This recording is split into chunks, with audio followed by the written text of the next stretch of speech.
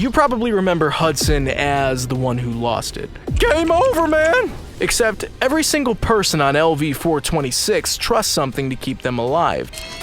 You know the friendly Weyland-Yutani representative? Don't let that fool. He gives Newt's family the coordinates of the derelict ship. What he doesn't give them is a warning. That decision helps unleash the xenomorphs across the colony, but Burke still thinks he can turn the disaster into a promotion. Later, he locks Ripley and Newt inside the medical lab with two facehuggers. His plan is to let the creatures implant them, freeze both survivors, and carry the embryos through quarantine. That's why I had to start with Burke. Gorman sees his mistake and changes. Burke watches an entire colony disappear and starts working on an even worse plan. In alien Earth, 5 corporations run the planet, and Weyland-Yutani sits among them. Burke shows what power looks like when one employee thinks the company will protect him from every consequence. Unfortunately for Burke, the Hive doesn't have an HR department. When the xenomorphs enter operations, Burke slips through a door and shuts everyone else behind him. But as he turns the next corner, he finds an alien waiting there. Aliens, the running name that Jim had was called Grunts in Space. James Cameron also filmed a nastier ending where Ripley finds Burke cocooned inside the Hive and hands him a grenade. Cameron cut the scene because the xenomorph life cycle hadn't had enough time and it never entered the special edition. Oh, God. It's inside. Burke's company badge works around people. To a xenomorph, it's a small piece of plastic attached to dinner. Which brings us to a survivor who had 0 firepower, 0 rank, and somehow understood the threat better than the entire military. By the time the Marines arrive with their weapons, Newt already knows those won't solve anything. She has survived inside Hadley's Hope by crawling through ventilation shafts and carrying around Casey, a doll that has lost everything except for its head. When the Marines find her, Newt bites one of them and disappears beneath the floor. She has a good reason to run. Every adult who should have protected her has already vanished. Newt knows where the xenomorphs hunt, and she understands the vents better than the Marines, so she immediately tells them that another barricade won't make any difference. Ripley finally follows her into a hiding place alone. She doesn't drag Newt out or promise that everything will magically be okay. She stays close, cleans her face, and slowly earns enough trust to learn her real name.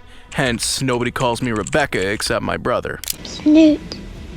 Nobody calls me Rebecca except my brother. Later, Ripley promises she won't leave her. When a xenomorph takes Newt into the Hive, Ripley keeps that promise and goes back for her while the reactor counts down. Carrie Henn was 9 during filming and had never acted before. The xenomorph suit didn't frighten her because she knew the people inside them, so she imagined a dog chasing her whenever camera needed real fear. You're gonna only be in one movie in your life. I mean, this was the movie to be in. Aliens became her only movie. She later became an elementary school teacher. Newt's trust works inside this film.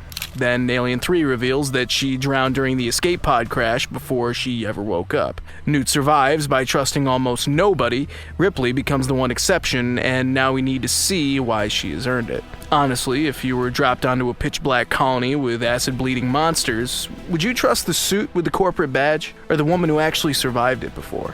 If you're the kind of person who would trust Ripley, tap the like. But our next person trusts the weapons almost as much as he trusts his own mouth. I mean, a whole lot more firepower. Before landing, Hudson tells Ripley their targeting system can fry half a city. Then he runs through pulse rifles, RPGs, nukes, and even sharp sticks. He calls himself the ultimate badass. Me and my squad of ultimate badasses will protect you. That confidence lasts until a xenomorph brings down the dropship. Hicks says another rescue team may need 17 days to reach them. Hudson doesn't think they'll survive 17 hours. Hey man, I don't want to rain on your parade. We're not going to last 17 hours. Hudson's big lines, they were instantly quotable. Then comes the line Bill Paxton made famous, "Game over, man!" And look, before you judge him, ask yourself how cool you'd actually keep your head when the backup plan turns into a 17-day death sentence. If you first watch Aliens on VHS, you may remember Hudson as the Marine who completely lost his nerve. But watch what he does after the panic. He keeps operating the motion tracker. He helps seal the colony and works on the defenses. When Newt falls through the floor during the final attack, Hudson reaches down and pulls her back up. Then the xenomorphs enter operations. Hudson stands his ground and fires until an alien grabs him from beneath the floor. His weapons never make him safe. They simply give him enough time to show that the loud act at the beginning wasn't the whole person. Bill Paxton won a Saturn Award for his performance. He also imagined that Hudson learned combat through simulations, which helped inspire Game Over. For Hudson, real combat feels like the moment somebody suddenly unplugs the controller.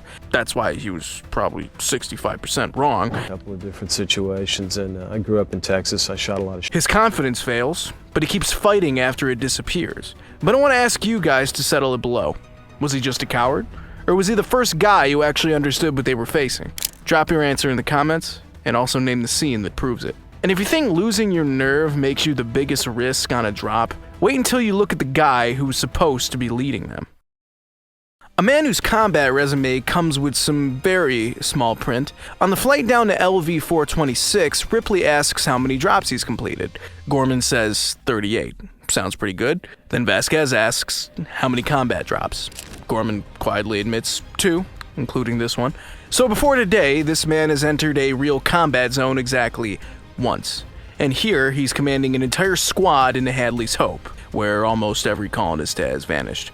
Inside the APC, Gorman watches the Marines through their helmet cameras. Every voice runs through his headset, so the setup almost makes him look experienced. Then the walls start moving. Sergeant Apone disappears from one screen.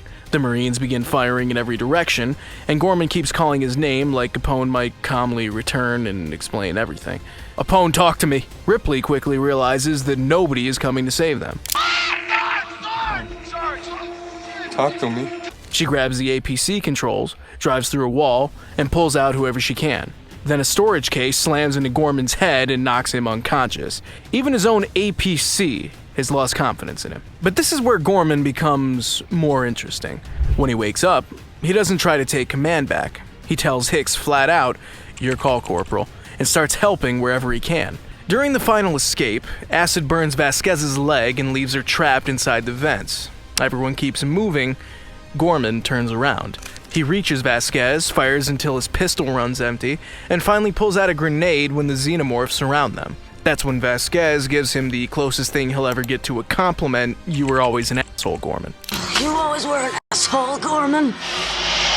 Now, most of you guys won't know this, but James Cameron originally chose William Hope to play Hudson before moving him to the Gorman role. So somewhere in another timeline, Gorman delivers Game Over Man. That just feels illegal. Gorman's simulated training fails him almost immediately. What keeps him in number 8 is that he recognizes it. Gorman eventually understands that his rank can't save him, but this next person never gets that far. During Ripley's briefing, Vasquez only wants to know one thing: where are the aliens? I only need to know one thing: where they are. And sadly, she gets her answer beneath the atmosphere processor. Gorman orders Apone to collect the Marines' ammunition because one stray shot could rupture the cooling system. Vasquez and Drake hand over their power packs, wait until Apone turns around, and pull out 2 spares they had hid.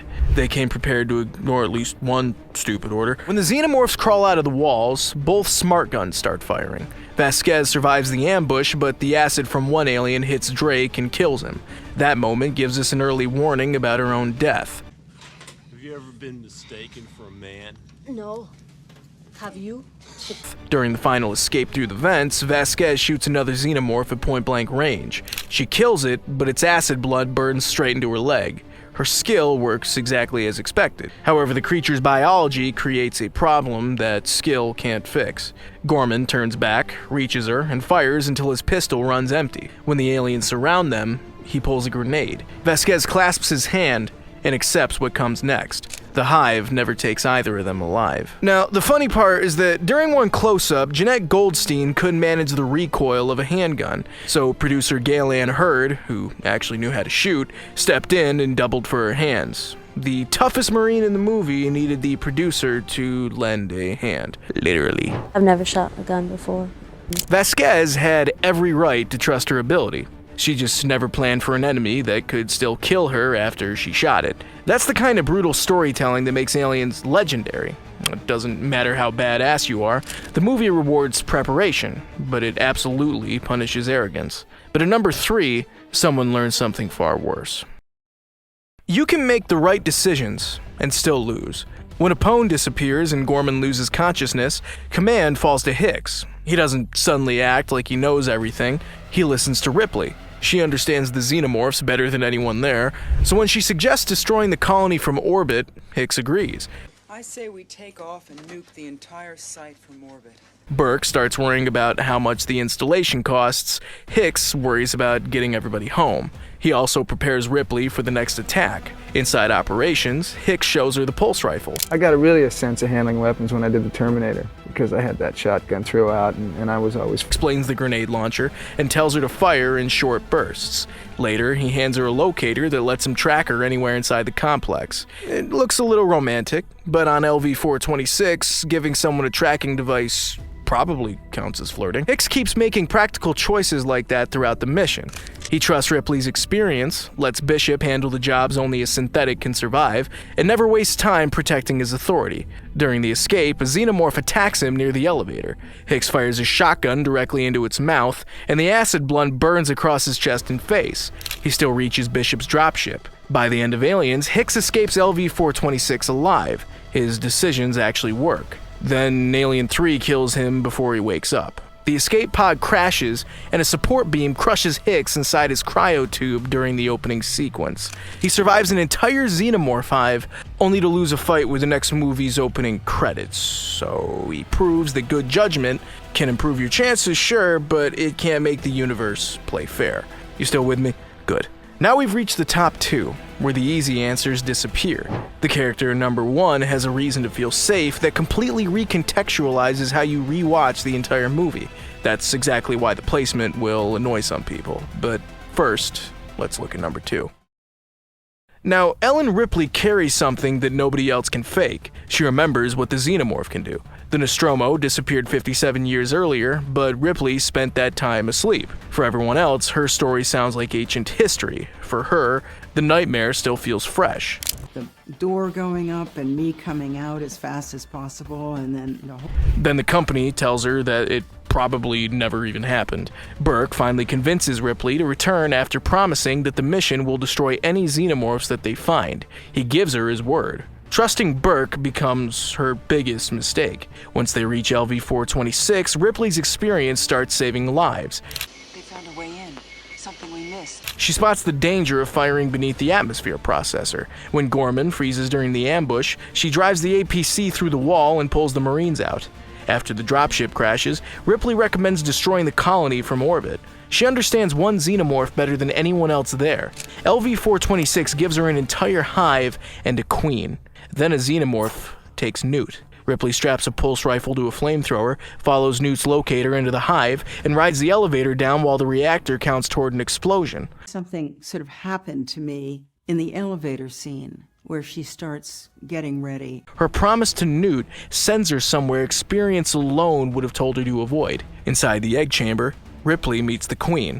One protects Newt, while the other protects her eggs. That conflict follows them back to the Sulaco, where Ripley climbs into the power loader and gives us the film's most famous fight. The Academy nominated Sigourney Weaver for Best Actress in '87. There were moments on Aliens where I had to shoot stunt dummies who were dressed as aliens. At the time, Hollywood almost never treated a science fiction action performance that seriously. Ripley's experience never works like armor. It helps her notice danger early and decide which promise still matters when every official promise fails. And that leaves number one. Ripley's last experience with a synthetic involved Ash protecting a xenomorph and trying to kill her with a rolled-up magazine, so Bishop doesn't exactly get a warm welcome. During breakfast, he plays the knife game with Hudson. He nicks his fingers, and white blood appears. Ripley immediately backs away. Bishop explains that his programming prevents him from harming a human. She doesn't believe a word of it. It is impossible for me to harm. James Cameron keeps giving us reasons to doubt him. Bishop calls the facehugger a magnificent specimen. Burke orders him to preserve the creatures, and he follows that order. Later, Bishop volunteers to crawl through a narrow service pipe for 40 minutes. It's a synthetic human, not a robot. So what does that mean? He reaches the colony transmitter and remotely calls down the second dropship. When Ripley escapes the hive, the platform sits empty. For a few seconds, it looks like Bishop has left her behind. Then the dropship rises from beneath the platform and carries Ripley and Newt away seconds before the atmosphere processor explodes. Even that doesn't save Bishop. On the Sulaco, the alien queen hides inside the landing gear. She drives her tail through Bishop's chest and tears him in half. He loses everything below the waist and still manages to catch Newt before the airlock can pull her into space. Alien Romulus makes this even more interesting. Andy also starts with instructions to protect somebody. Then a Weyland-Yutani model changes his priorities. I'm sorry, but your mission has failed. What? No. Nothing rewrites Bishop. His body can't keep him safe. His programming keeps everybody else safe. That's why Bishop finishes first. Damage never changes who he protects. Call it programming if you want. It's just gonna happen. Aliens treats it like integrity. And that's what matters because Bishop is the only character whose trust survives the test. Gorman watches his command screens become useless. Burke's company badge leads him into the wrong corridor. Hudson goes down still fighting, right up until the floor gives out underneath him, while Ripley discovers that surviving one xenomorph doesn't prepare her for a queen. Each character brings something useful to LV-426. The mistake comes when they expected to protect them from everything. Alien Romulus explores that idea through Andy's changing instructions. Alien Earth brings Weyland-Yutani's corporate powers back into focus. Everyone expected Bishop to become another Ash. Instead, the Queen tore his body apart without changing the purpose that carried him throughout the entire film: protect human life. He kept that promise, and with one arm. So which character would you move in this ranking? If you want more movie rankings based on what characters actually do, you know where the subscribe button is. Turns out that wasn't just true in the story. It's exactly what happened behind the camera too. A whole crew walked into this production dead certain the new director was going to fail. Same blind spot, just aimed at Cameron instead of a xenomorph. We broke down 15 things about how Aliens actually got made, including exactly how wrong the crew turned out to be. That's one right there. Sigourney was the general, man. Whereas Bill Paxton was like the glue and the fun. But knowing him, I bought like 20 different kinds of knives. It was just the funniness of it, that everyone's going to battle. I'm going to take some notes.